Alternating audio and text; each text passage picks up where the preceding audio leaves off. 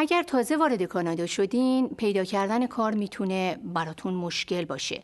ولی برنامه‌های رایگان مختلفی وجود داره که کاریابی رو براتون آسان‌تر میکنه.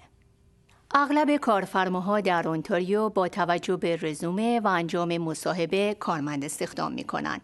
بسیاری از مراکز خدمات دهنده به تازه واردان کارگاه‌های رایگان برگزار می‌کنند تا به تازه واردین در تهیه رزومه و کسب مهارت‌های لازم برای مصاحبه و پیدا کردن کار در کانادا کمک کنند. این برنامه کارگاه‌های کاریابی Job Search Workshops یا JSW نامیده می‌شود. مراکز کاریابی یا ERC هم وجود دارند.